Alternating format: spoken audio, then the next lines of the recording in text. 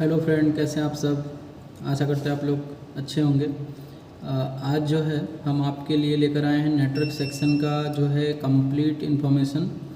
एक network section के अंदर में कौन कौन सा ऐसा जो आईसी होती है, कौन कौन सी ऐसी आईसी होती है जो पूरी नेटवर्क सेक्शन में पार्टिसिपेट करती है, उन सबको आज हम समझाएंगे और उनके कनेक्शन को भी हम बताएंगे और उनमें चेक करने वाली पावर सप्लाई के बारे में भी बात करेंगे। तो यहाँ पे हमारा देखिए स्ट्रक्चर दिख रहा है आपको। सीपीयू से किस प्रकार जो हमारी पावर आईसी भी यहाँ पे कनेक्टेड है, डब्ल्यूटीआर हमारी जो फ्रेक्वेंसी आईसी है, और जो हमारे डीआरएक्स रिसीवर है, जो हमारी पीआरएक्स रिसीवर होती है वो कहाँ होती है, और हमारे जो 4G 3G का रेडियो फ्रेक्वेंसी जो आरएफआईसी है, और जो हमारी 2G की आरएफआईसी है, एपीटी मॉड्यूलेटर आईसी क्या है, वो क्या करती है 4G के लिए।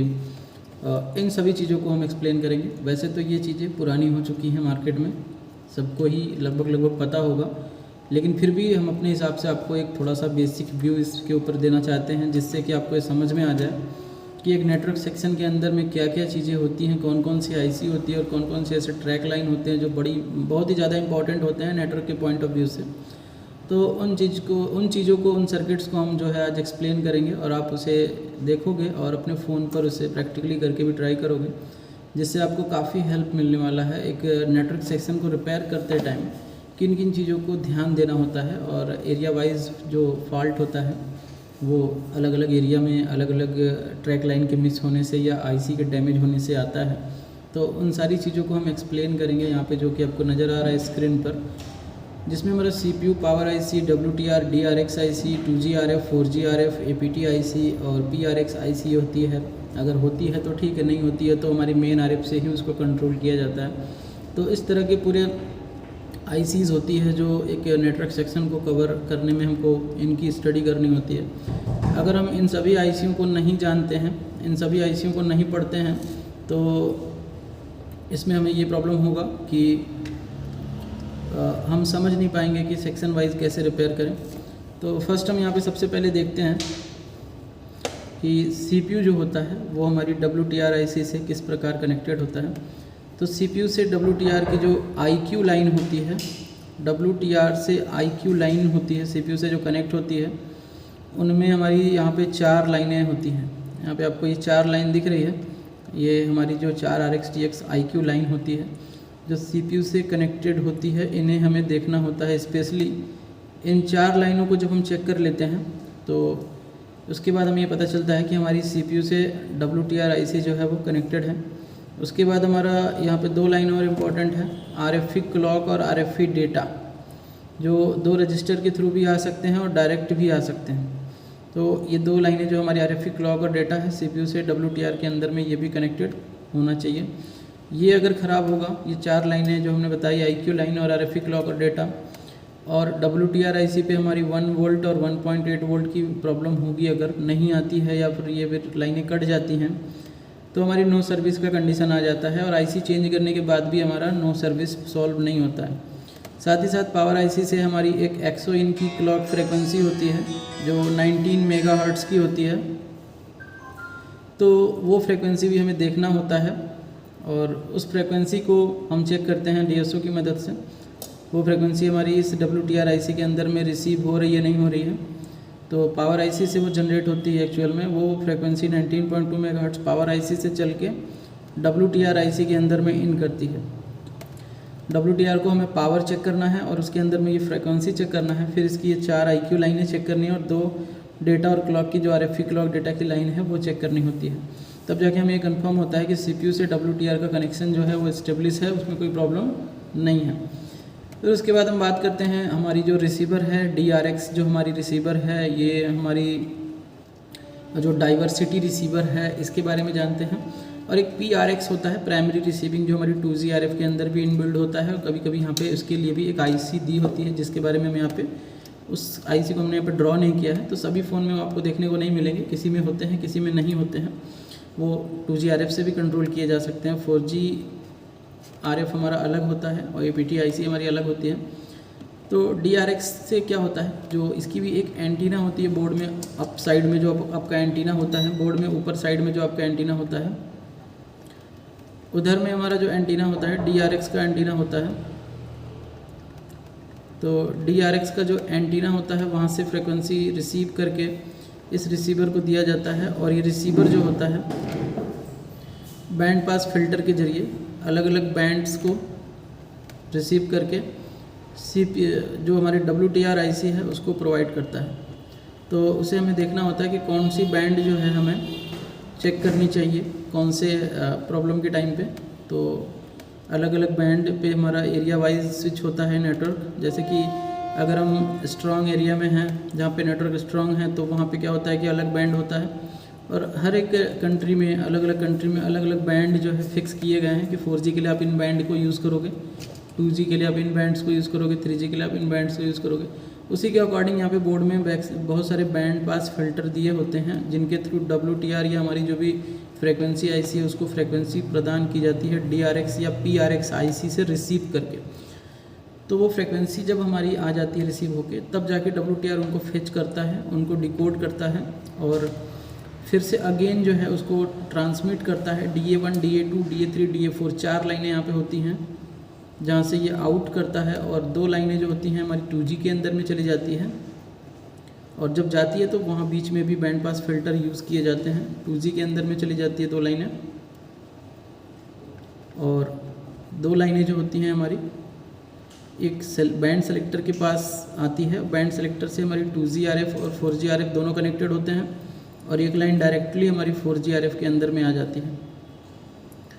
तो इस तरह से हमारी बैंड्स जो हैं IC के अंदर में प्रोवाइड किए जाते हैं, और जब हमारी 4G RF ऑन रहेगी तो इस बैंड को एम्पलीफाई करेगी, और एम्पलीफाई करके एंटीना के जरिए जो है हमारा काम जो है नेटवर्क को जो है स्टेबल किया जाएगा। तो DRX IC की जो इनपुट होती है उसमें आपका 2.8 वोल्ट होता है, और एक इनपुट होता है 1.8 वोल्ट होता है। ये हमें चेक करना होता है। ये पावर अगर मिस होगी तो DRX की भी 4 IQ लाइनें होती हैं जो CPU से कनेक्टेड होती हैं, उनमें भी कोई प्रकार की प्रॉब्लम नहीं होनी चाहिए। और DRX के अंदर में RFE क्लॉक और डेटा भी आती है, तो वो लाइन भी हमें चेक करना होता है। RFE clock, RFE data DRX के अंदर में भी आती है। DRX के अंदर पावर भी चेक करना है 1.8 और 2.8। DRX की IQ लाइन भी चेक करनी है CPU से कनेक्शन। उसके बाद हमें 2G RF के अंदर में और 4G RF के अंदर में देखना होता है। ये हमारे बैंड के लाइन है, ये हमारे बैंड्स हैं, ये सब हमारे बैंड्स हैं, लोअर बैंड। इन्हीं लाइनों को हमें चेक करना होता है। ये बैंड जो है हम चेक कर लेंगे तो उससे क्या होता है, कि हमारी जो अलग अलग बैंड होती है वो बैंड ICU को मिल पाती है, लेकिन उससे पहले फर्स्ट स्टेप इसका क्लियर होना चाहिए पावर और क्लॉक का। तो 2G RF के अंदर में हमारा इधर पावर आना चाहिए, जिसको हम लोग बोलते हैं VPH पावर। किसी किसी फ़ोन में ये VBAT की पावर भी होती है, VBAT लिखा होता है। तो ये पावर हमको चेक करना है। साथ ही साथ इसमें हमको 1.8 मिलेगा। तो VPH पावर चेक करने के बाद जो है हम 1.8 वोल्ट चेक करते हैं 2G RF के अंदर में। तो जब हम 2G RF में पावर चेक कर लेते हैं, उसके बाद 2G RF के अंदर भी हमारी RFE क्लॉक और डेटा की 2 लाइनें होती हैं।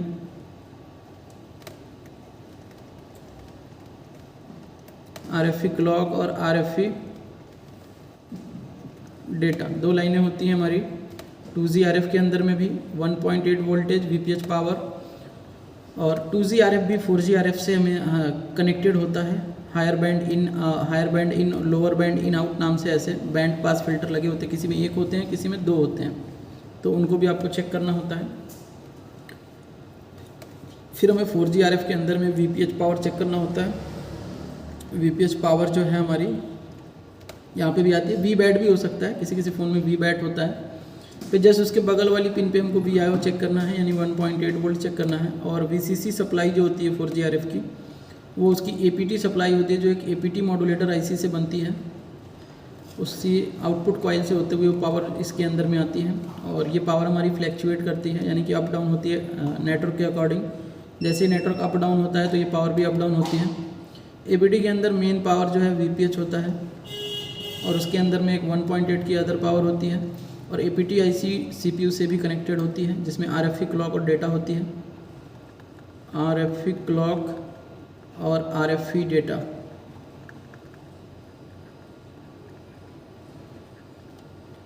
तो अगर RFE क्लॉक और डेटा हमारी मिस होती है तो हमारी APTRC वर्क करना बंद कर देगी। इनकी वजह से भी हमारा फ़ोन जो है कई बार जो है हमारा फ़ोन ऑटो कोड में भी चला जाता है। कुछ फ़ोन में ऐसे दिक्कत आ रहे हैं कि RFE क्लॉक और डेटा डिस्टर्ब हो रही है APT में, तो फ़ोन ऑटो कोड में चला जा रहा है।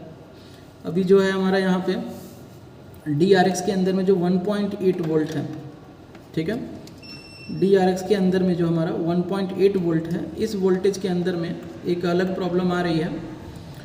इस प्रॉब्लम की वजह से क्या हो रहा है, ये हो रहा है कि अगर 1.8 DRX पे नहीं जाएगी पूरी तो वो वोल्टेज कन्वर्ट होती है वहाँ से, वही वोल्टेज यहाँ पे मेन RF में और 4G RF में 1.8 आती है। वो पावर भी हमें चेक करना चाहिए, ठीक है। तो यहाँ पे हमने देखा था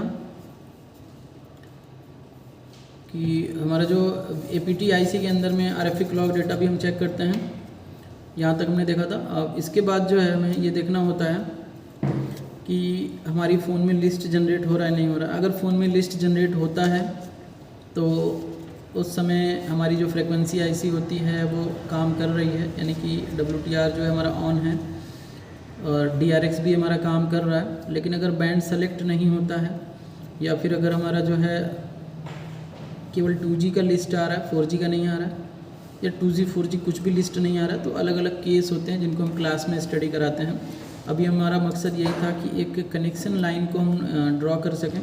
यहाँ पे मैं बता दूँ कि PRX की भी यहाँ पे एंटीना लाइन होती है, मेन RF से निकलती है, जो हमारी सब बोर्ड की ओर जाती है। इसमें भी काफ़ी कंपोनेंट्स होते हैं, उन्हें देखना होता है। और जो यहाँ से PRX की लाइनें होती हैं, PRX ये लाइन भी हमारी CPU से यहाँ पे IQ लाइन इसकी कनेक्टेड है। तो PRX के लिए भी IC भी यूज़ कर सकते हैं और डायरेक्ट मेन RF से भी कनेक्टेड होती है।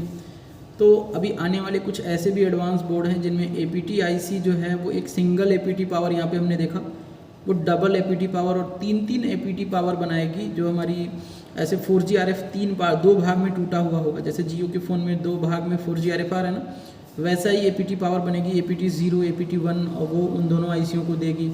वही APT पावर अलग से बनाएगी, APT 0 APT 1, और 2G RF भी 2 भाग में होगा, उनके अंदर भी वो APT 0 APT 1 पावर जाएगी VCC सप्लाई। तो वो अलग हमारे एडवांस बोर्ड में जो है, जैसे कि वो अलग ही तरह के स्ट्रक्चर होते हैं बोर्ड में। ये सबसे सिंपल स्ट्रक्चर है जिसमें आपको क्या है कि CPU से WTR पावर IC से और 4G RF से, मेन RF से, DRX से, PRX से और APT IC से कनेक्टेड होता है। आशा करता हूँ आपको इतना देख के यहाँ पे काफ़ी कुछ समझ में आया होगा कि कनेक्शन कहाँ पे क्या होता है।